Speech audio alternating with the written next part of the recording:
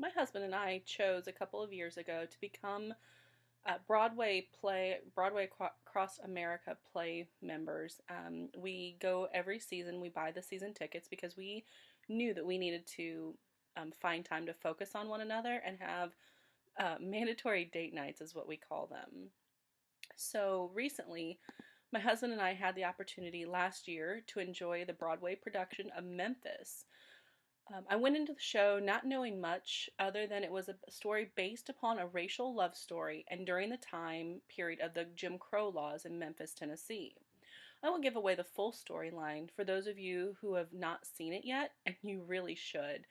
But the whole first act, my husband and I were heartbroken.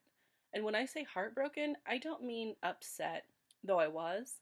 I mean this welling in my gut that started low and continued to swell, becoming a part of who I was, overcoming me so that when the curtain was drawn on Act 1, I found myself wiping my eyes and my body convulsing. It was that detailed and in depth.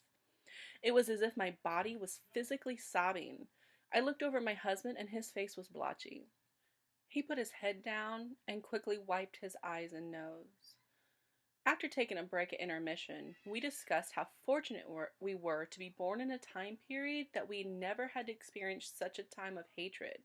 We looked around at us and realized the ladies behind us, the interracial couple in front of us, the older couple just to the right of us.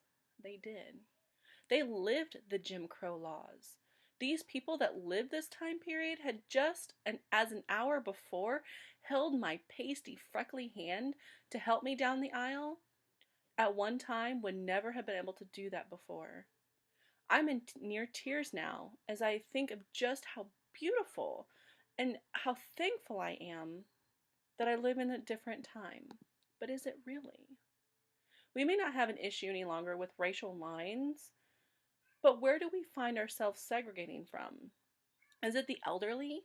Do you self-segregate from the poor? What about the hungry or the orphans?